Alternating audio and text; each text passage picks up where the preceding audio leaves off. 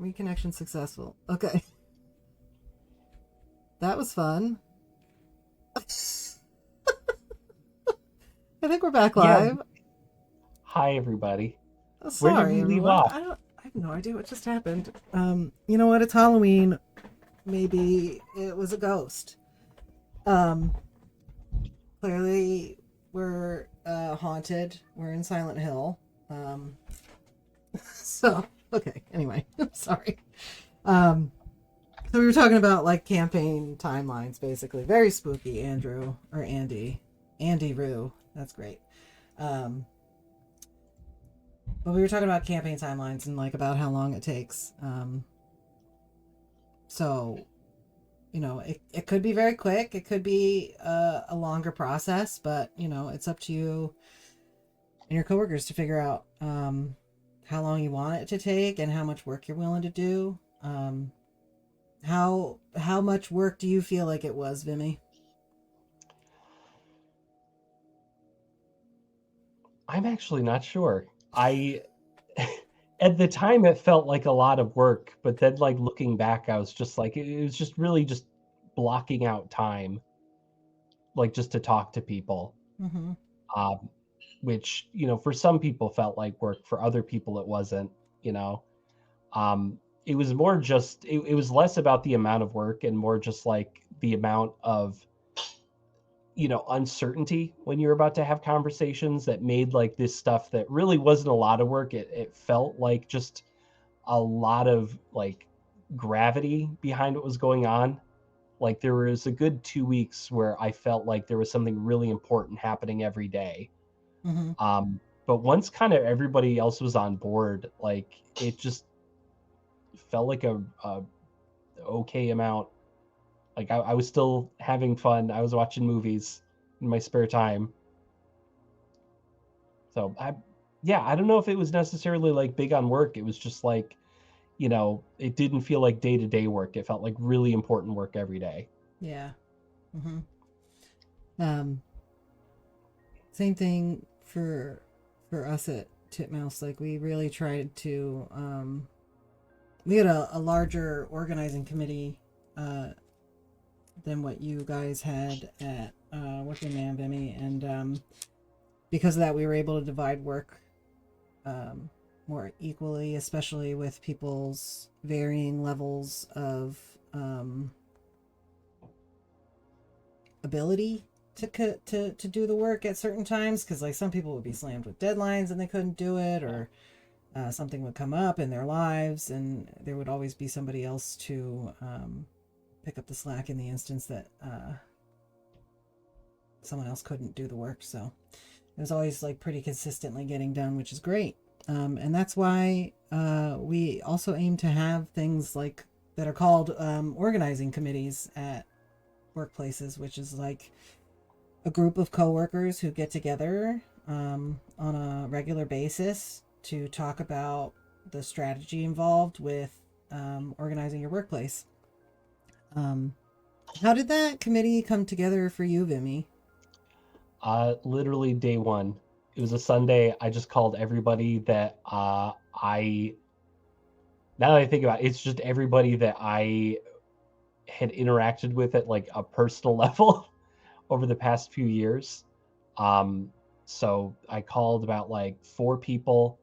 Uh, all of them were on board except for one person who was quitting anyway. So he was like, I'm in support.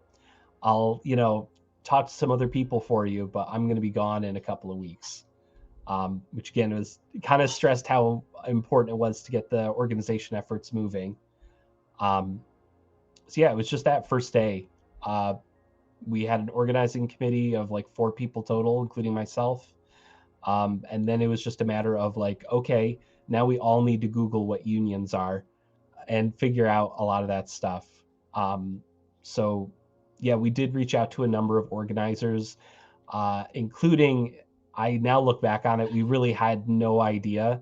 I'm pretty sure we contacted a teachers union just because they never specified exactly what they were in any of the Was it like stuff that we UAW saw. or? I don't think it was UAW. No, you want to know what? I think it was. Oh, okay. Um, yeah, we contacted literally every union organization that was like kind of local, and just like, hey, we're starting this. What do we do? And a few of them got back to us, a few didn't. And I think like within a week we were taking some classes with some organizers. So it's a pretty Yeah. quick first week. Yeah. Um, Definitely with us, it was a much longer. I'm gonna say in general, the Titmouse timeline was much longer. Hmm. um, so it's like two sides of the same coin, right? Not and you know, I don't even remember how long that particular process took. I just remember one day somebody asked me, "Do you want to be part of this?" And I was like, "Hell yes, sign me up yesterday." Um, and we took some trainings, and we got in touch with the Animation Guild, and I feel like it happened over the course of a couple of months. My memory's not great. Hmm. um, Especially during pandemic times, like everything just blurs together. Um, but um, but that's great. So once you had your training, Yeah. you kind of just hit the ground running, or how did that end up going? Uh, yeah, we did not realize that there were like several different flavors of organizing styles. And I think when we reached out to the IATSE, you guys, it was just me. No one else could make it for the call. So it was just me talking to you and to you and Ben, I believe it was. Um, and I think there was just that like uncertainty of like, I don't, I don't know if this is like a full group yet.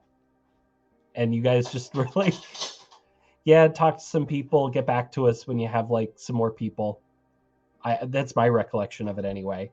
So by the time we got back to you, or we were like, okay, I think we have enough people, we'd already talked to over half of the company, and we had taken like meticulous notes on all this stuff. So we had like these documents that we're still using now, that we'd gotten from another union, where it was like a social mapping chart. So we had all the departments itemized. We had every one of our employees on there, with like their name, phone number, all that sort of stuff, or at least as much as we could like, ask.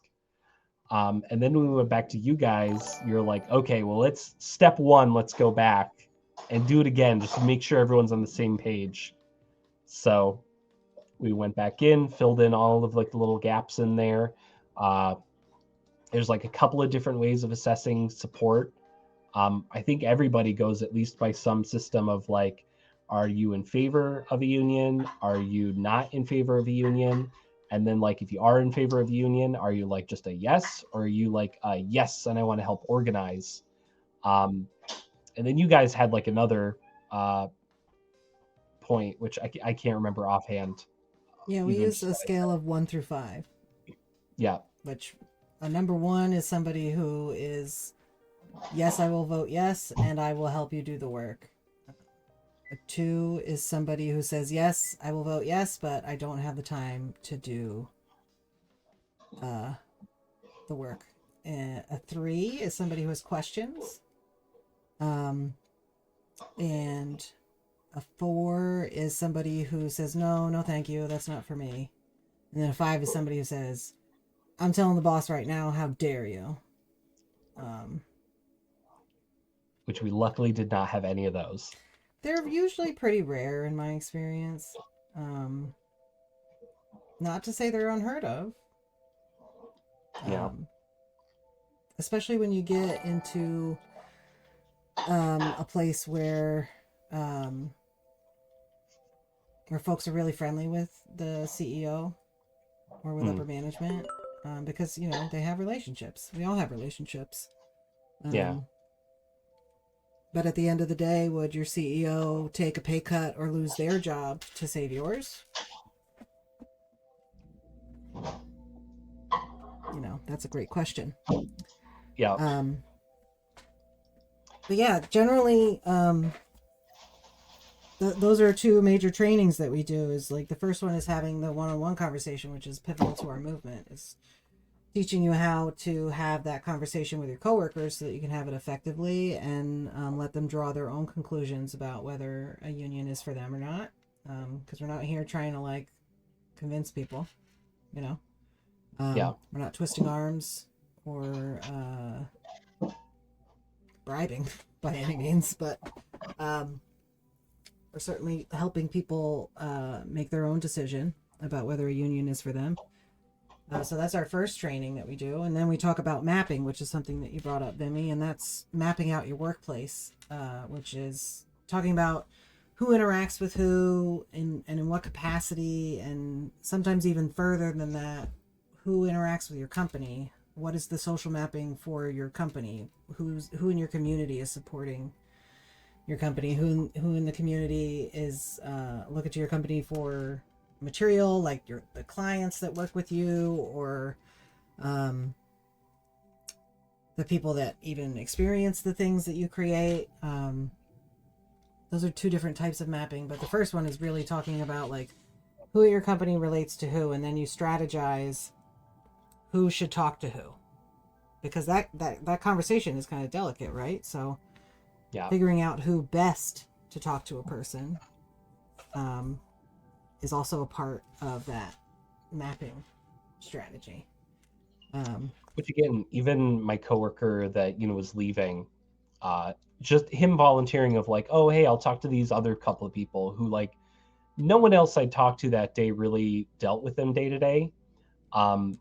That was like a huge help right there of just having like two of our coworkers like just on board from step one, because it was like their friend that was asking them to do this and not like me, who like kind of knows them, maybe hung out with them once at a holiday function, versus like we're all in the same like Venmo chat, so I can see like, oh, they're still hanging out every week.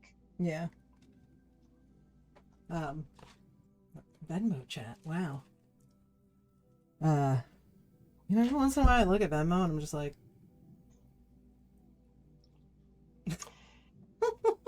Yeah, it's it just is so weird. confused that Like like people are attributing it to like social media. I don't know. It's so wild to me.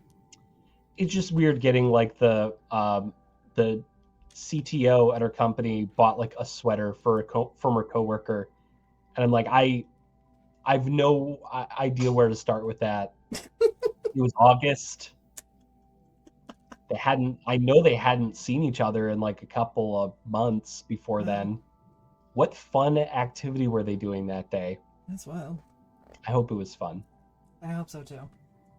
Um, Let's Play Ombre says an IATSE live stream was not on my bingo card tonight. Well, you should put it on there every Thursday, 4 p.m. Pacific, 7 p.m. Eastern. We are live on this channel talking about organizing. Just like Jonas says. Welcome, Jonas. Glad to see you. Um, so you said that you met with a bunch of larger unions. A What few. was the point that you said, okay, now's the time we need to partner with something bigger than ourselves? Um, I think it was at the point where we hit like 50% plus one, because we were like, okay, we know union authorization cards or something. We don't know where those are, where you get them, what they are. Then we were like, okay, well, now we need to talk with a larger union. Um, there was discussion really early on of like, well, could we just do this on our own? Like, why do we need to work with a larger union? Because like if it's just us, like we can just make these demands, and what's management going to do? Well, we started like doing the back of the napkin math and going like, okay, well, we know we need a labor attorney. We know that negotiations, you want like a lawyer with you. We know negotiations will usually come in a few rounds. And even then, like, let's say like we did have the money for these lawyers, we needed to collect it from people. How are we going to do that? How much time was going to take to recoup some of these losses? What would happen if none of us? It's just all these like hypotheticals where it's like, let's put a dollar amount to it. It ended up coming to like, I think close to 25 grand just to like get a contract written.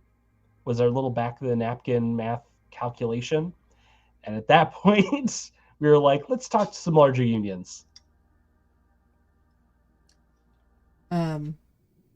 Yeah, I mean, along with help through the legal process, in terms of having a lawyer that will help negotiate your contract, or file unfair labor practices if that ever came to it.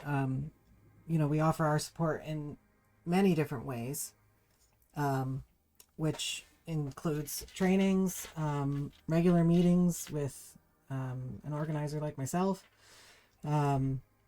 strategizing, all that stuff to make sure that you're successful in your campaign. So, the dollar part is quite important, but also is all of the other stuff. Not to say Yes, that was just what you were saying, Vimi. I'm just elaborating.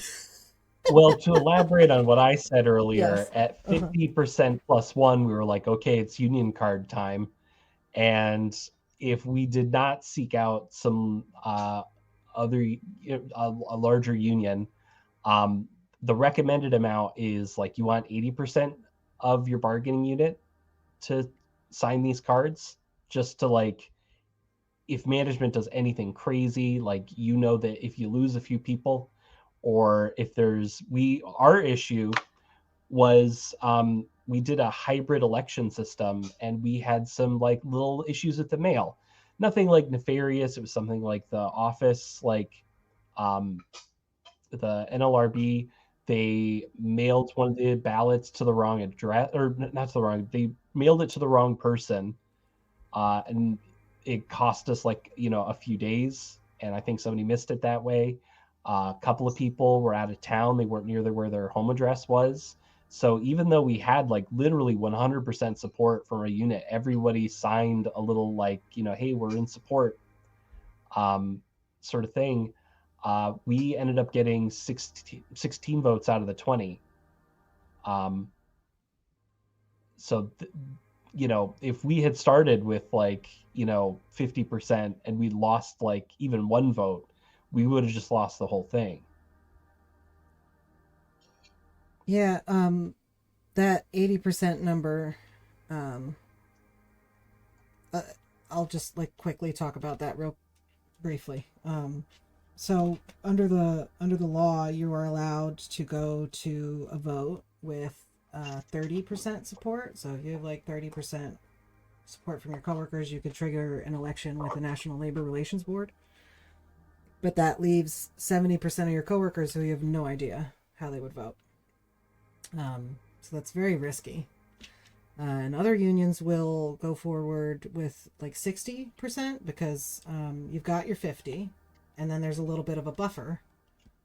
Because once you announce to your boss that you want a union, your boss will more than likely try to convince you not to by launching an anti-union campaign, which is something we talked about last week, was what your boss's campaign might look like. So if you missed out on that stream, I hope that you check out we won't be restreaming it entirely, but the highlights of it we'll be posting to YouTube in the coming weeks. So I hope you all check that out. But your boss might launch an anti-union campaign, and in that way you might lose some support. So if you lose 10% support, you're cutting it real close. If you lose even more than 10%, you've already lost. If you have 80%, you've got 30% of a buffer to make sure that you solidify your win. It also shows your boss that you are unified and are very clear on your choice, which might help them decide to voluntarily recognize you, as opposed to forcing you to a vote with the NLRB, which is what we had to do with Workinman, right, Vimi? Yep. And that's Yeah. what triggered the hybrid mail-in election. Because ultimately, if you say to your boss, we have 80% support, and they force you to an NLRB election, they're basically saying, we don't believe you. We think you're lying. So saying that in the face of 80%, 85% of your workers saying yes, they want a union, you're making them vote twice. But we'll vote once, we'll vote twice, we'll vote 3 times to get the union that we deserve. Stussy asks, where on YouTube will these be posted? They will be posted on the IATSE YouTube channel, which is youtube.com/IATSE at IATSENY. I'll type that in the chat real quick.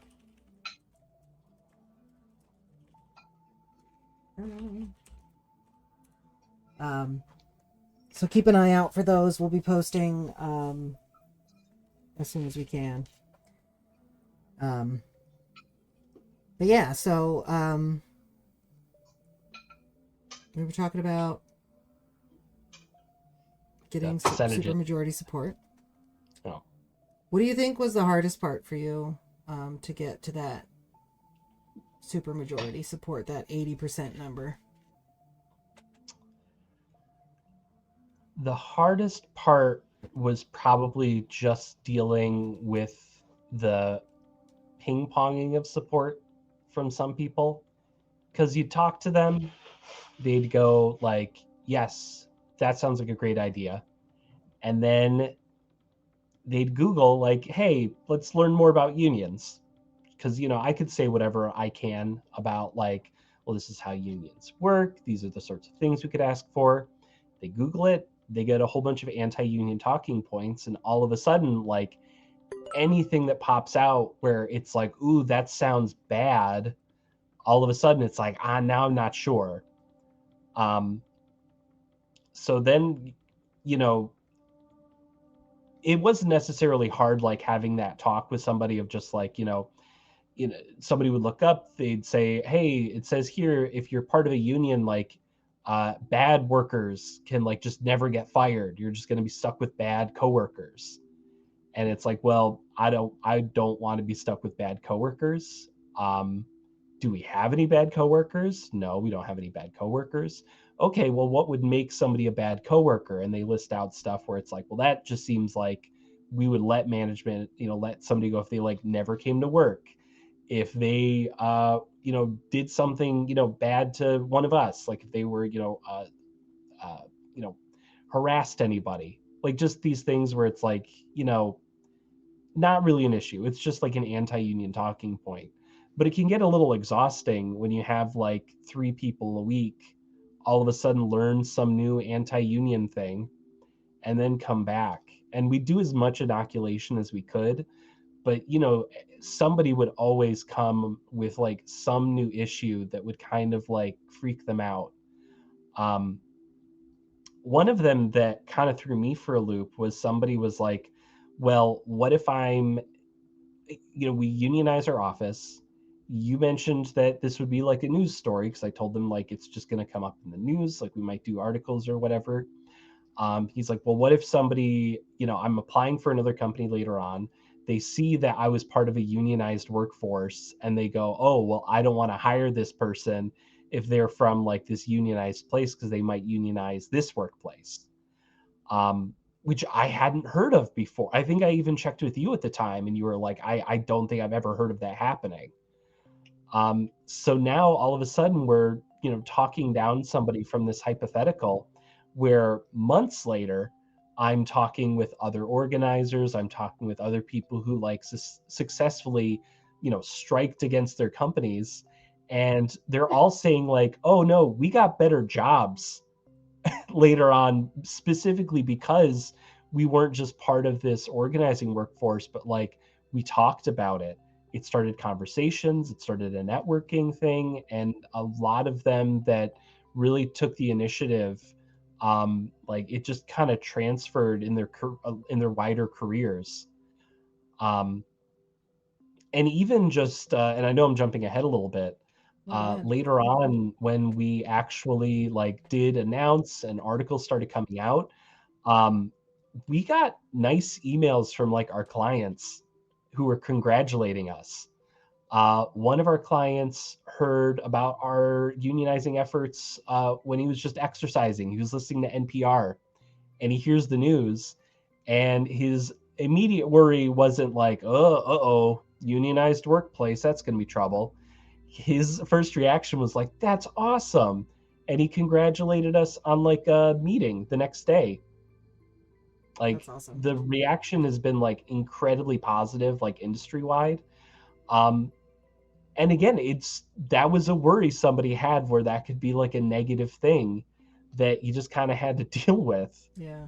So at the time, like, again, just very scary.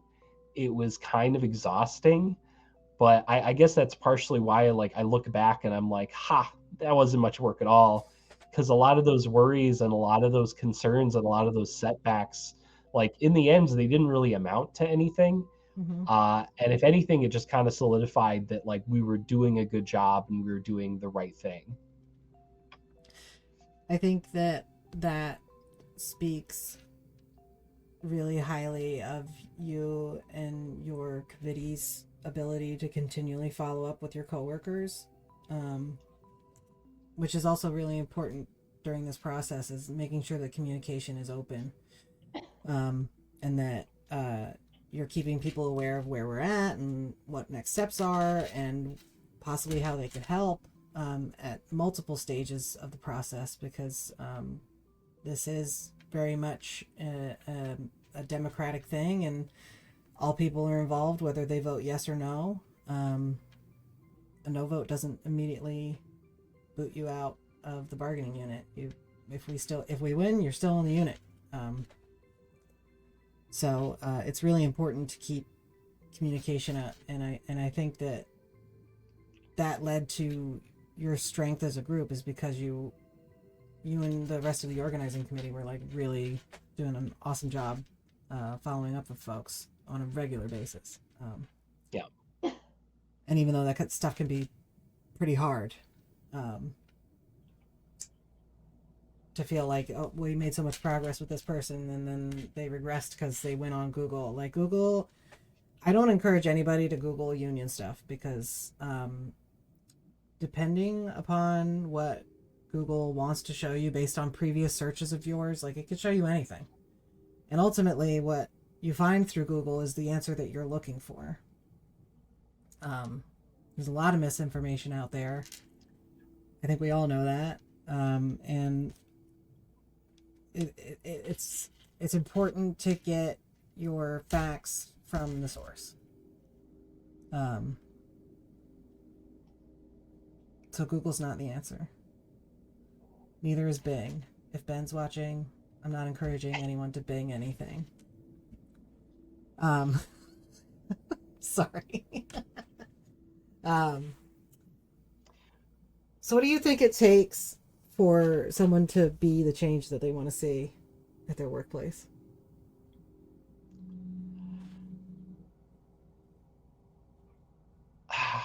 At this stage, just talking to a number of people and just kind of seeing the type of person that tends to be all right with unionizing, it's kind of some anger.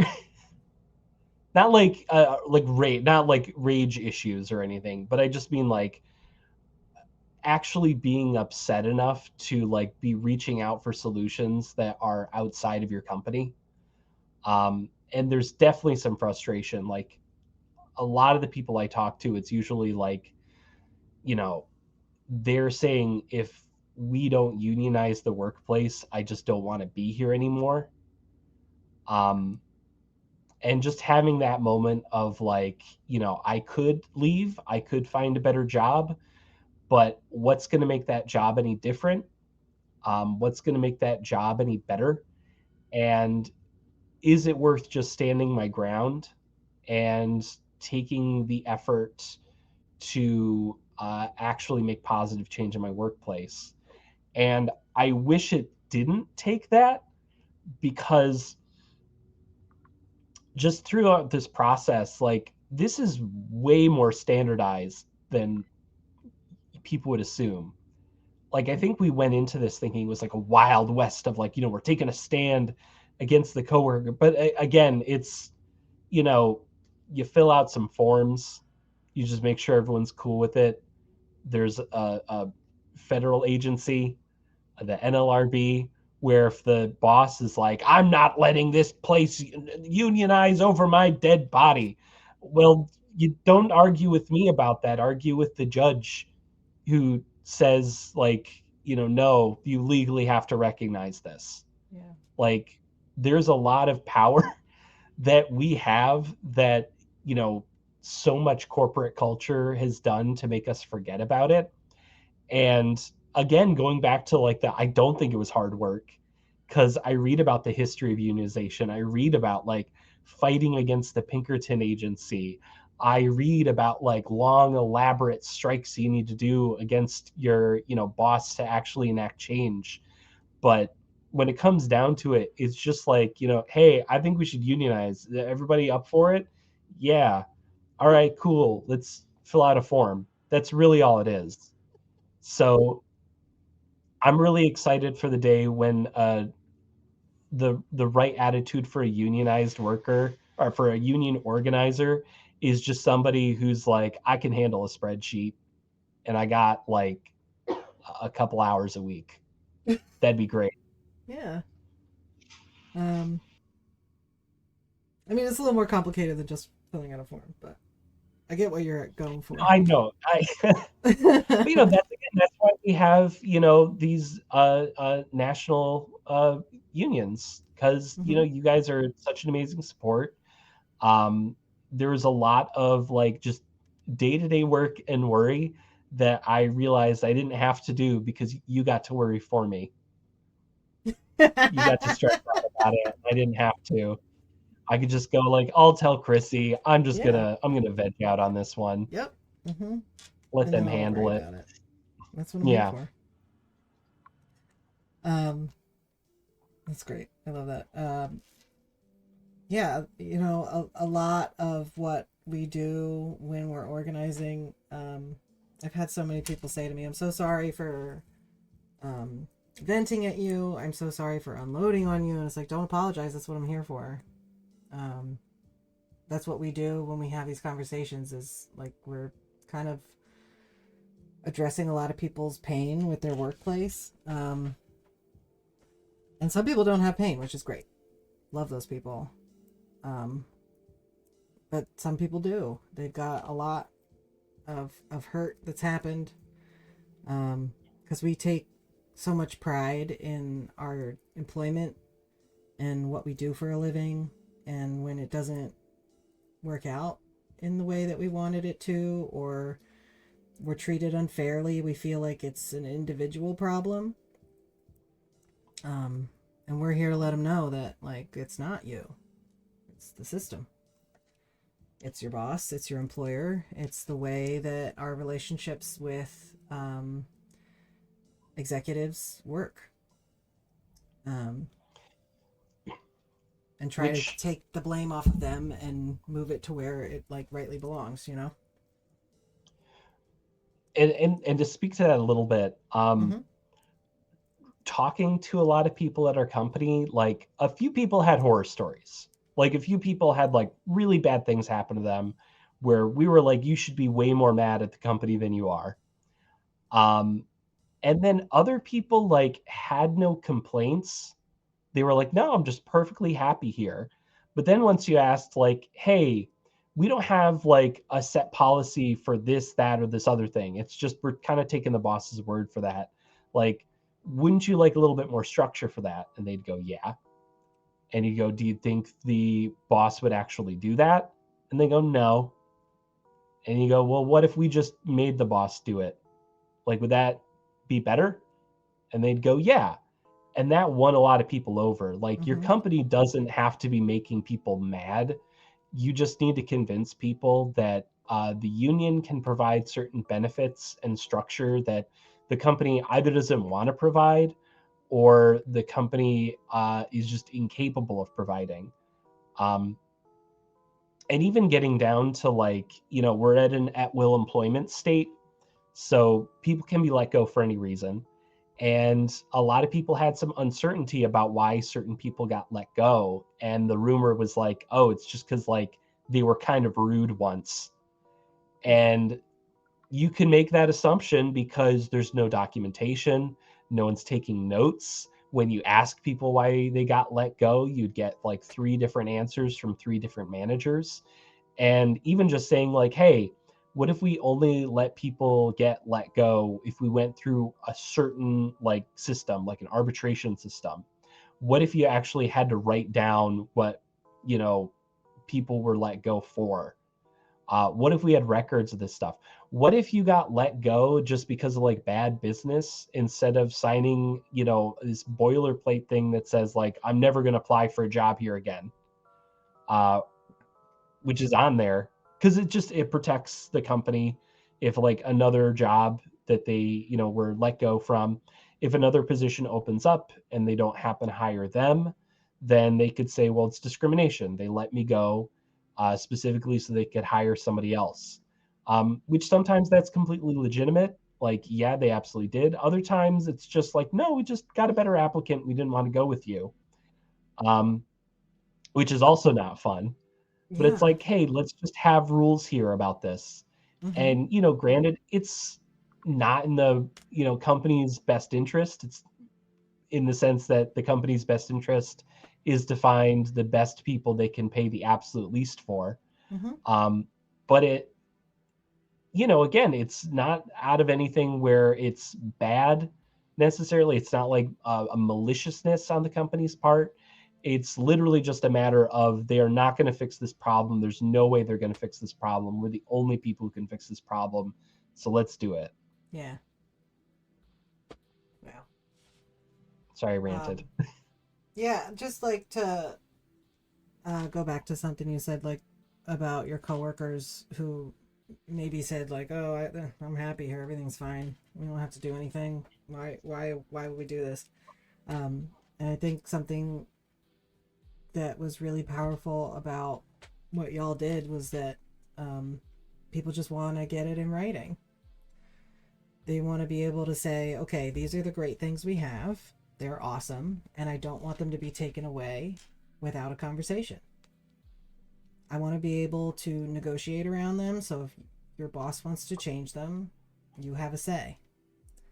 Because I feel like that's often what happens is, you know, you work at a place, you love it there, and then times change and things get taken away, policies get enacted, and you just either have to accept it or leave.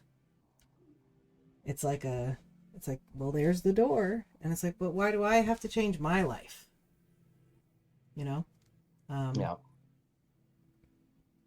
it's happened many times. Health insurance changing, you know, like they find a new plan that's cheaper, so they switch you to that, and all of a sudden now your doctor's out of network, and you know the coverage you had for chronic illness is no longer covered, or it costs more, and your deductible is higher, and it's just like, I didn't want this. Why are we doing this? Um, And the remote work changes now are kind of the mm-hmm. hot topic. Yeah, return to work. Um, you shouldn't have to go back if you don't want to. That's my opinion. Um, but yeah, that's something I think that especially with y'all at Workinman was really meaningful, was that, like, you know, like you said, like there are some people who have had really hard times, and I'm not discounting them at all, but the majority of you were like, we just want to make sure that we have what we have and we get to keep it. Um, so yeah. um, so why don't we talk about 101 of these conversations, right? Because like talking to your coworkers is the most important part of all of this. You took that. Was it you that took that first step? Were you the first one to be like, I want this to happen, let's do it? Yeah. Yep. So what'd you do? I literally just said to like 4 people, like, hey, union. Okay. Yeah. And from there, when we had our organizing committee basically made, we all reached out, and for some people it was definitely more of like we danced around it a little bit more. And I'm also thankful we went through training with other unions. We talked to you guys, like, because it was one thing to learn like okay, you need to, you know, agitate, inoculate. I forget the steps now. I feel bad. I have like one acronym in my head, Uh-huh. AHOY, and I keep forgetting what it is. Can I lift some of my books? Mm-hmm. It's not exactly. I don't think it was anything you guys sent over. I Mm-hmm. was using this. Like a few of us bought this and read through it Uh-huh. just to make sure we had like the steps down. And it's one thing to like read and like, okay, yeah, this is how a conversation should go.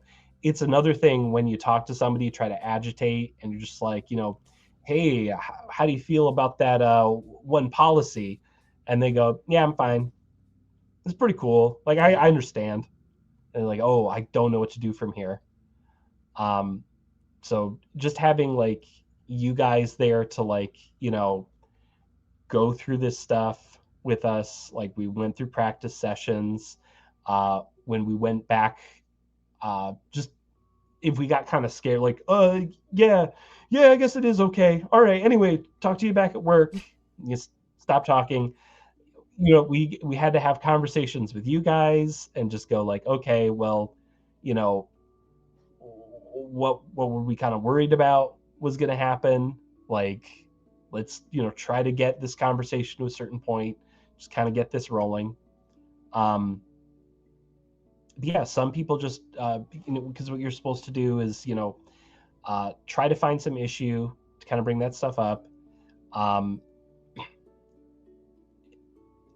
Bring up like, well, is this something that the company is going to fix? Usually, like, no, that's not something they're going to fix. Well, what if we all went together and talked to the boss and asked about this change? Like, that's different from just like me or you doing it alone. And we kind of have this like general setup that is different based off of the specific circumstances, but they kind of all follow the same path.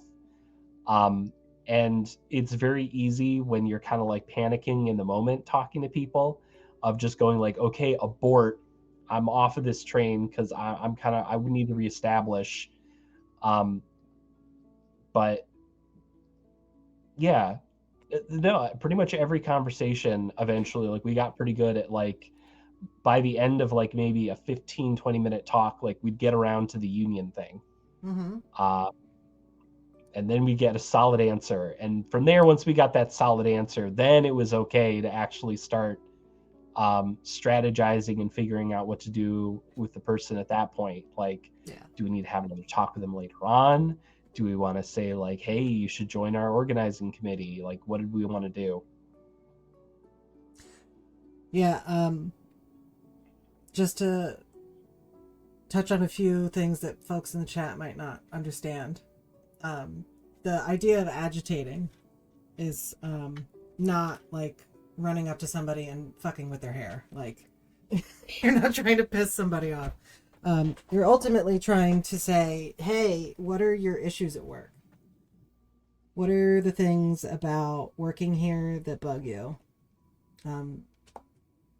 So this conversation is like I said at the top of the stream, is trying to help people come to their own conclusion about whether a union is for them. So you get them to start thinking about what are their issues at work.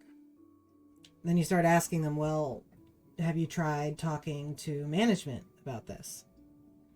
Have you tried asking HR for these issues to be resolved? And they can say, yeah, I've gone to management and asked for a raise and they've denied it, or I've gone to HR to try to get somebody to like stop doing X, Y, and Z at work and they don't listen to me. And then you say, okay, well, what do you think would happen if a bunch of us asked for that?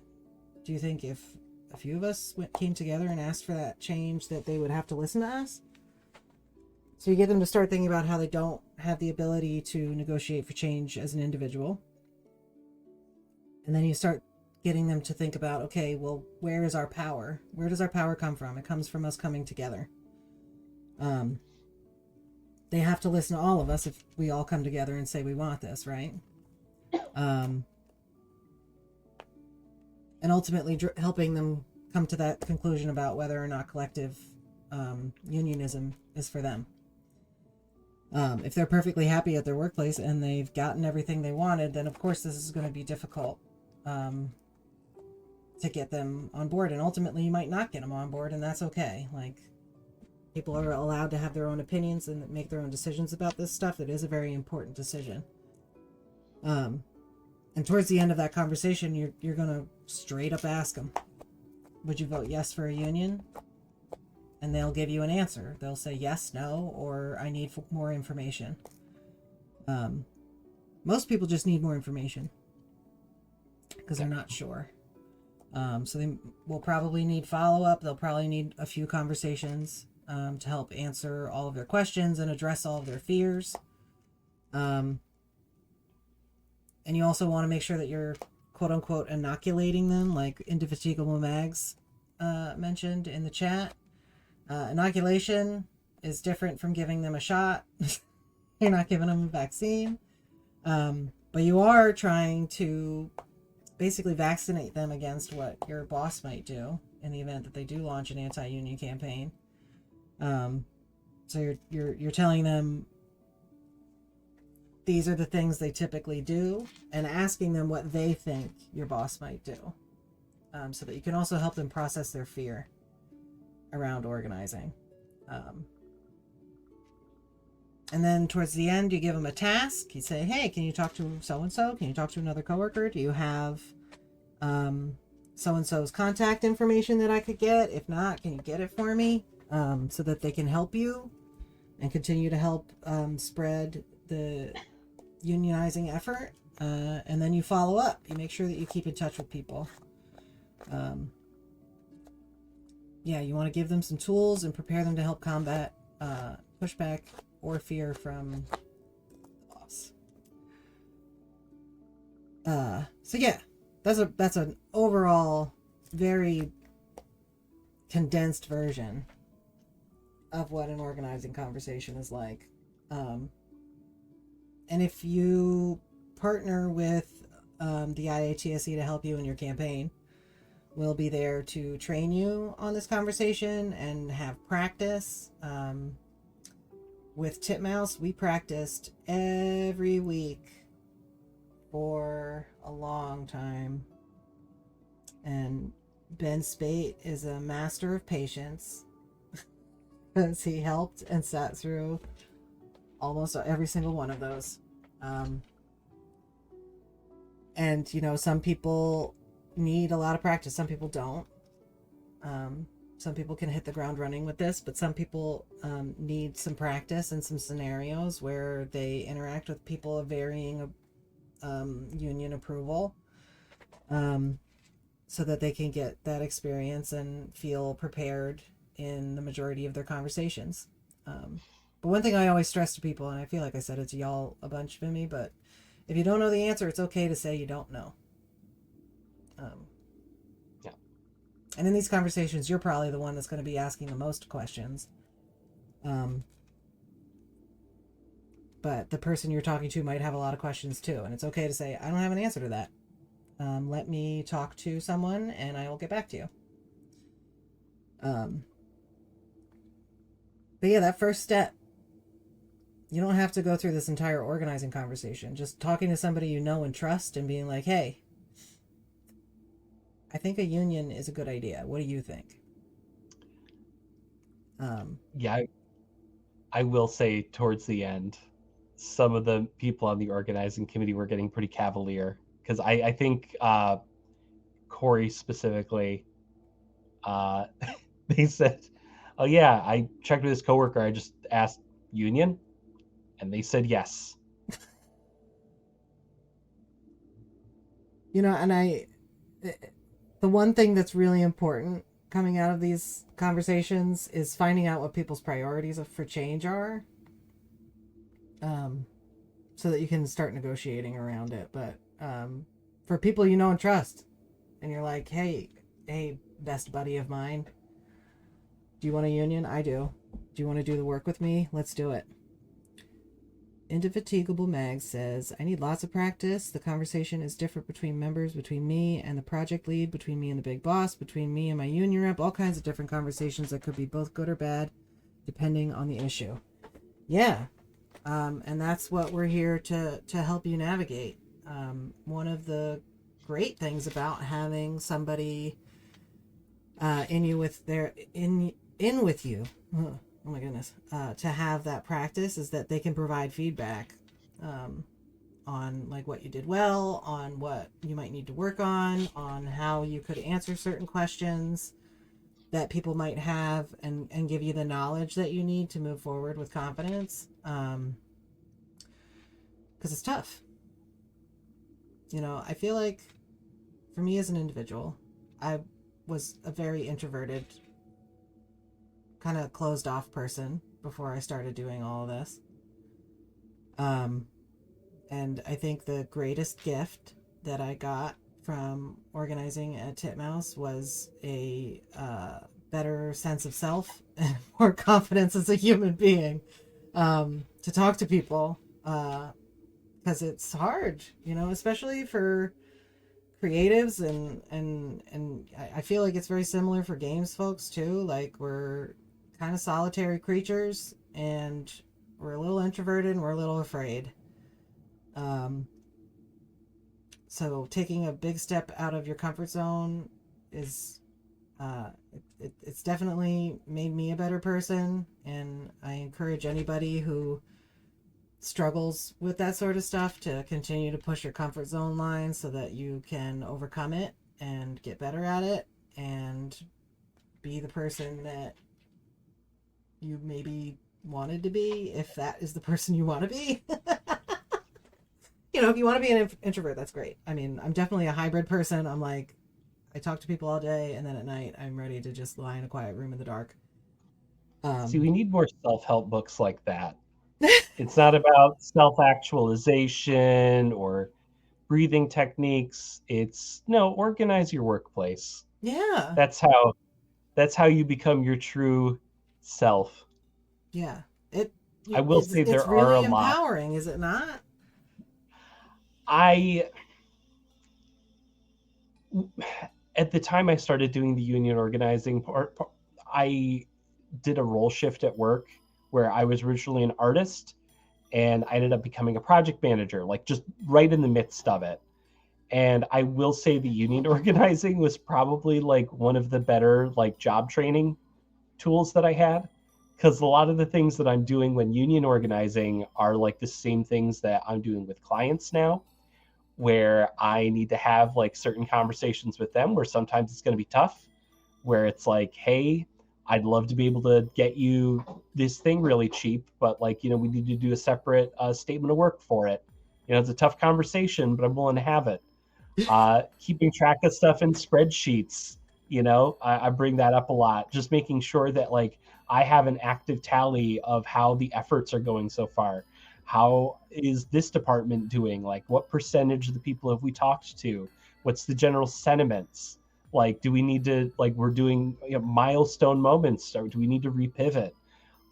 It's been a lot of like interesting cross training that has had a lot of effect on my new job role, and it's going very well so far. They really like me in my new position, and the union organizing probably had something to do with it. Yeah. Stussy says education is important. Too much misinformation getting put into members' ears can be detrimental to organizing. Absolutely, Stussy. And we live in this world where misinformation has just been pumped into our ears for so long. And I think, especially now, the labor movement is having a resurgence because we're realizing that we've been lied to for so long and we're tired of it. We want the power to be back with the workers and not with the billionaires. So education is super important, and it's super important to partner with an organizer who can help educate you through trainings and help you through these practice sessions and help you strategize how to have an effective campaign. And it's also important to educate your coworkers throughout this process about what your boss might do, what they can do to help, and where we're at in the process, so that they're aware and are able to counter any anti-union stuff that might get thrown their way. So Really great point, Stutzy.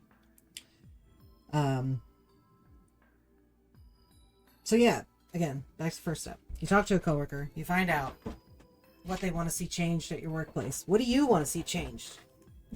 Maybe the two of you have a thing that you both agree upon. But if they're happy, which I think we've talked about a little bit too, what would they want to make sure that they never see changed? What are the things they really like that they'd love to get in writing? Are they into the idea of organizing? And if so, would they be willing to help you? Would they be down to meet you, them, and an organizer to talk about what you could do moving forward? You can even ask them to talk to another coworker, like, hey, do you think there's anybody else at work that would be into this idea? Either just the two of them having a conversation, or they can invite you too, and like y'all can have a little group convo. Great. And once you've got a group going, hit up an organizer such as myself. If you type organize in the chat or IATSE, it will bring up my contact info. So you can hit me up and say, hey, we're ready to organize. And I'll be like, all right, sick. Let's do it. Let's schedule a meeting. Let's talk and see what's up. And, you know, as we said at the beginning, like, organizing could be very fast, or it can take some time.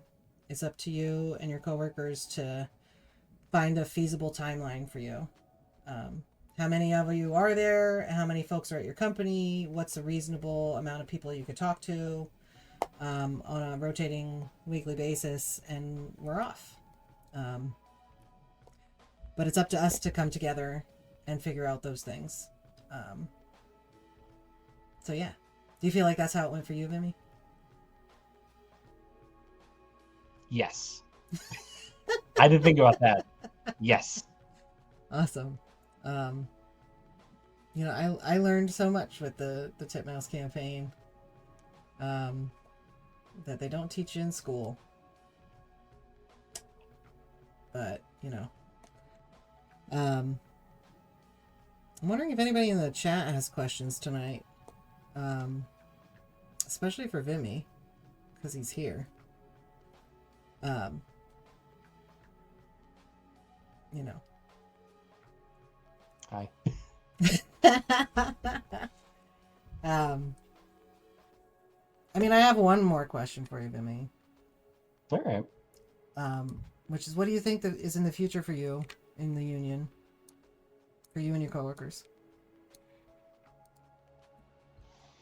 I mean, in the immediate future, we still have the contract negotiations, and for a bunch of game designers, where all we're doing is creating rule sets and then seeing, you know, how that affects like player actions. That's kind of the fun part for us. So it's a lot of like, you know, all right, let's look at, you know, what could management like push back on, what would we be up for, what are some like unique solutions we could offer. So that's fun for us. Beyond that, personally, I also want to talk to anybody who wants to unionize. I'm definitely reaching out to people. I'm chatting with them, and even like in my spare time, I've been trying to find other people who've unionized with game companies, and just kind of chat with them. And I've been getting a lot of really interesting stories. I've been talking to a lot of interesting people from all over the world. So it's been fun. It's like a fun little club that I'm in with all these people where we I want to be in can. this club. It's a fun club. You should join our club. Stussy asks, has the unionizing campaign inspired any game design slash scenarios? Yeah. Yeah, sick. Yeah. I'm writing the GDD. That's awesome. It's in progress. I can't wait. Whatever game that is, because I'm sure you can't say. I mean, yeah. I don't want to say it because it's probably going to change, and then I'll go like, "Oh, that was dumb." Oh, notes, man. Yeah, you know, a task for everybody in the chat is to talk to somebody at work and see what's up. Say, hey, coworker. I watched the stream the other night. It was pretty cool. They were talking about unionizing. What do you think about it? Slaughter Nico. I love that. There's a question. What are some effective ways to spread the word and educate others on organizing? What do you think, Vimi? I mean, there's a difference between like effective and then probably the easiest. Because the most effective way is to literally just start organizing. You know, reach out to people, have these one-on-one conversations, and actually make it happen at your office. Because even if you have like an effort where like you talk to people, a lot of people at the company are like, you know, I'm not sure, and you kind of just end up dropping it, like that's still a seed in everybody's head. And as long as like management never hears like a word of it, it's no problem. But you know, those seeds can grow over time. And it really just, I've read so many cases of people who tried unionizing at their workplace, not having a lot of, you know, not having an easy time of it, kind of letting the campaign lay low for a while. And then management did their work for them. They did some like unfair policy or just something happened where management was not going to fix it.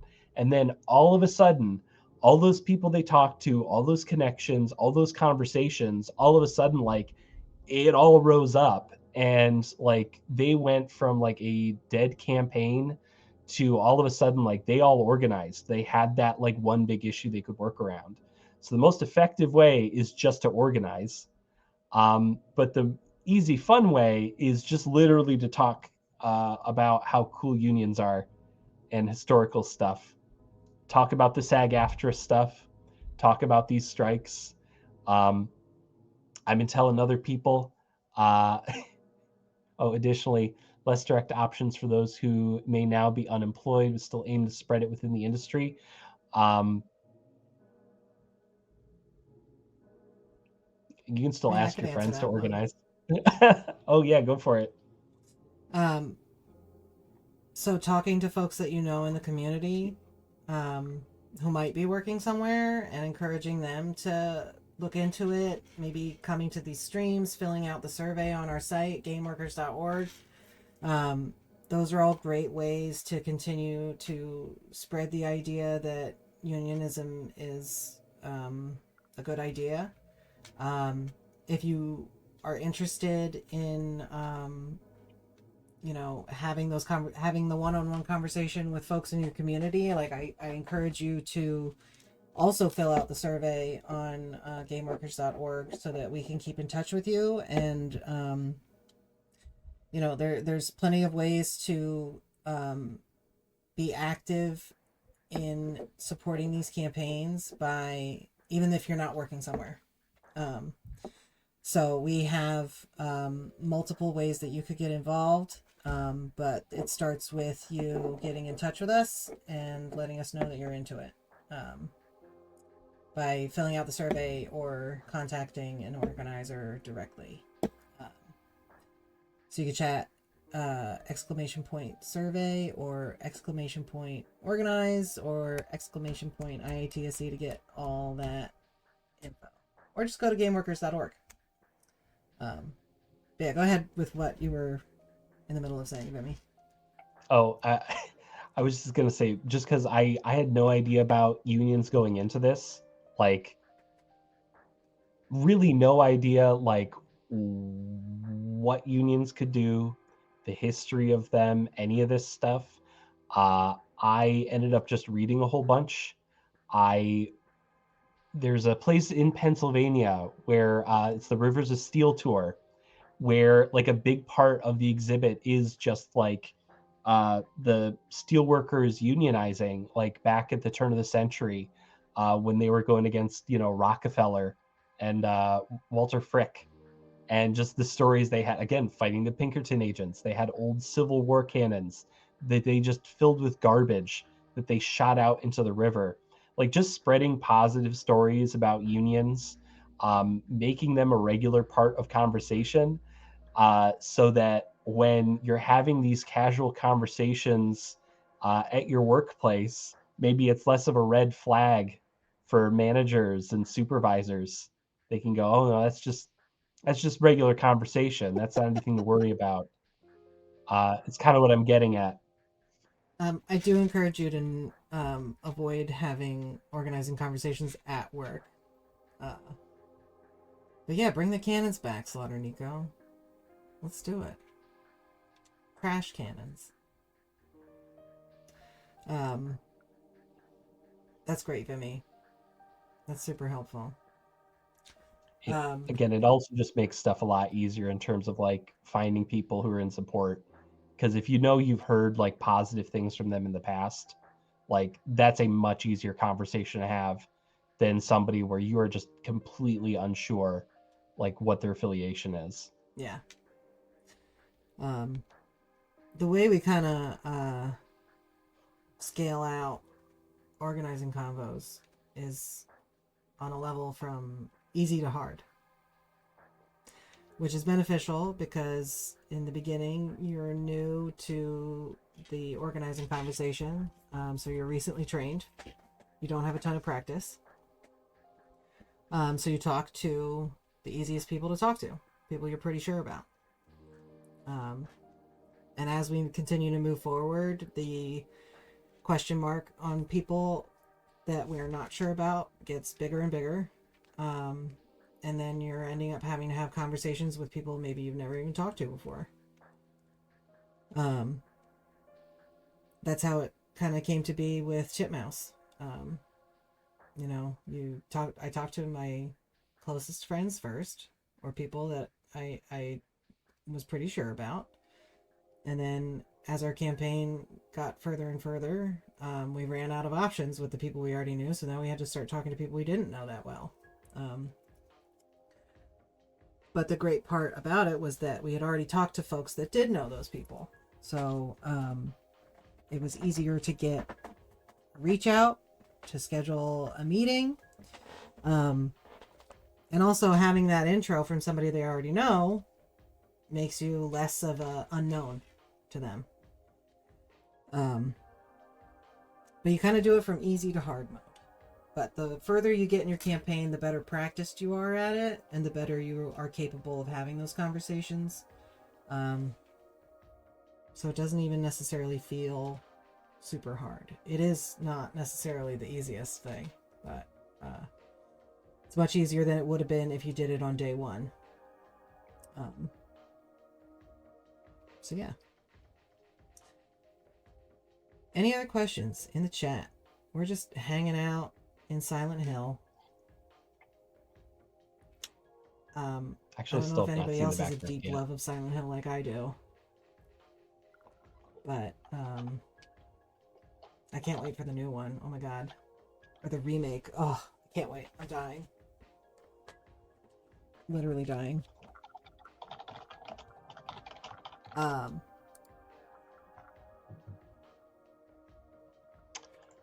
Cool. Well, I should get Resident Evil 4 for VR. You should get what? Let's just think about that. Resident Evil 4 for VR. I should do that. Oh my god. You're brave. I can't with that. See, I love watching people play horror games, but I can't play them myself. I'm actually very scared. Well, everybody, I so appreciate y'all coming by. If you missed the beginning of the stream, don't sweat it. We will post highlights to our YouTube channel, which is youtube.com/@IATSENY. But we'll be back here, same time, same place next Thursday. 4 p.m. Pacific, 7 p.m. Eastern. Probably in a less spooky fashion, because it will no longer be Halloween, which is sad. But I hope y'all watch a ton of scary movies. I want to give a huge thank you to Vimy for coming. It was awesome having you here, as always. Thanks for having me. You're a force, and I'm stoked that you were able to be here, because people need to hear your story so that you can inspire others to do the same. So, great job. Great work. All right, everybody. Have a wonderful week. And we'll see you next time, same place. And if you need an organizer, hit up gameworkers.org. Fill out our survey, contact an organizer, check out our preliminary survey results. They're all there. And we'll see you on the next one. Bye. See y'all.